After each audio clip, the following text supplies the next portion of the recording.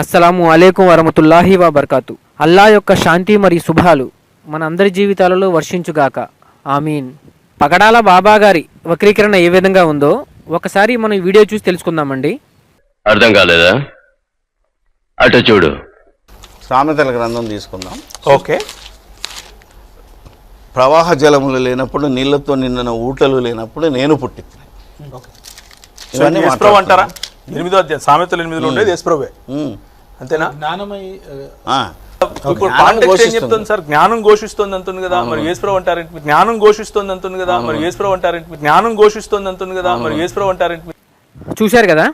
నిజానికి సామెతలు 8వ అధ్యాయము దావీదు కుమారుడైన సొలొమోను జ్ఞానానికి ఒక వ్యక్తిత్వాన్ని ఆపాదించి చెప్పడం జరిగింది. ఇక్కడ రక్షణ టీవీ వేదిక పైన జాన్ గారిని సామెతలు 8వ అధ్యాయము జ్ఞానమును గురించి కదా, మరి యేసువారికి అంటగడతారేంటి అని ప్రశ్నించాడు ఈ పగడాల బాబా గారు. ఇంతవరకు బాగానే ఉందండి.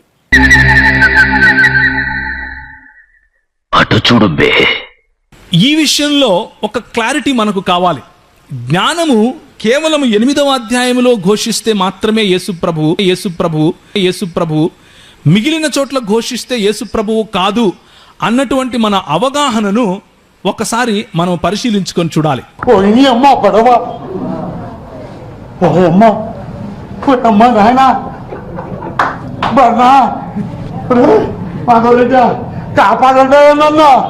ఒకసారి 7:4 చదవండి సార్, గట్టి చదవండి అన్న. ఇది జ్ఞానంతో నీవు నాకు అక్కవా, నీవు తెలివితో నాకు చెల్లి. యేసుప్రభు మాకు అక్కన, యేసుప్రభు మాకు చెలికత్తెన. ఏం చేస్తున్నారంటే ఇది యేసుప్రభుకు ఆపాదించి ఇప్పుడు నాకు అక్కనో చెల్లో చెలికత్తె ఆపాదించడం అంటే పౌలు చెప్పినది. ఇక్కడ ఏమంటున్నాడండి? యేసు మాకు అక్కన చెలికెత్తన అని పగడాల బాబా గారు ప్రశ్నిస్తున్నారు. బాగానే ఉందండి.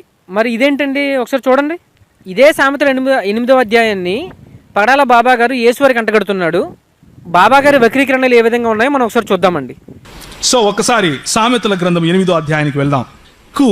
నిజానికి దానికి ఉన్నటువంటి ఒరిజినల్ మీనింగ్ ఏమిటి అంటే, యెహోవా నన్ను కలిగి ఉండెను అని అర్థం. ఆయన కలిగి ఉండెను అని ఉంటుంది, కలుగా చేసెను అని ఉండదు. ఇది తర్జుమాలో మనకున్నటువంటి ఒకానొక ఇబ్బంది. యాక్చువల్ గా ఇక్కడ రావాల్సినటువంటి పదము ఏంటి అని అంటే, పూర్వకాలమందు తన సృష్టి ఆరంభమున తన కార్యములలో ప్రథమమైన దానిగా యెహోవా నన్ను కలిగి ఉండెను అని రావాలి. విన్నారు కదండి ఏమంటున్నాడు ఇక్కడ? సామెతలు 8:22 వాక్యములో కలగజేసెను కాదు గాని కలిగి ఉండెను అని ఉండాలి. అలా ఉంటే గనక అది యేసుని గురించే అని మన బాబా గారు స్వయాన్న ఒప్పుకుంటున్నాడు. మళ్ళీ ఒకసారి చూడండి. ఆయన కలిగి ఉండెను అని ఉంటుంది, కలుగా చేసెను అని ఉండదు.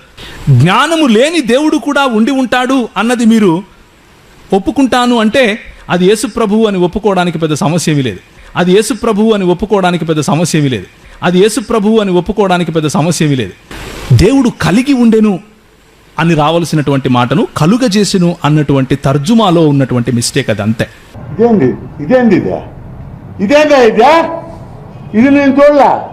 విన్నారు కదండి?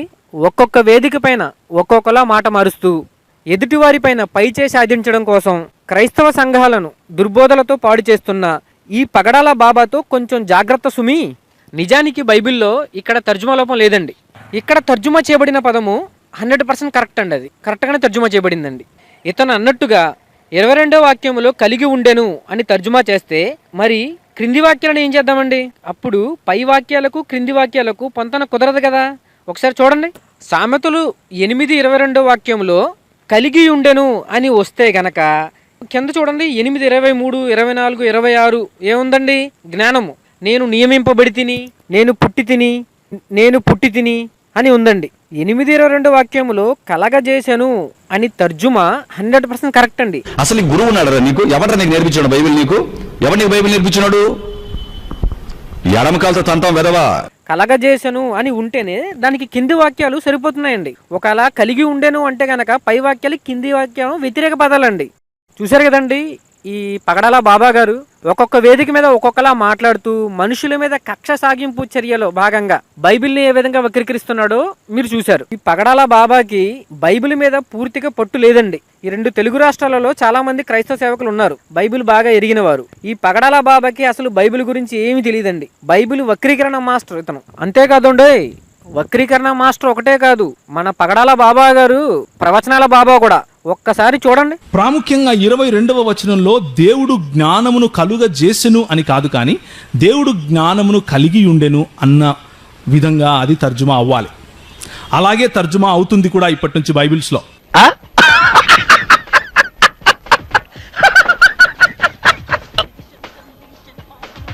2020లో రీసెంట్గా ముద్రించిన బైబిల్ అండి ఇది. ఈ బైబిల్లో కూడా కలగజేసెను అని తర్జుమా చేయబడిందండి.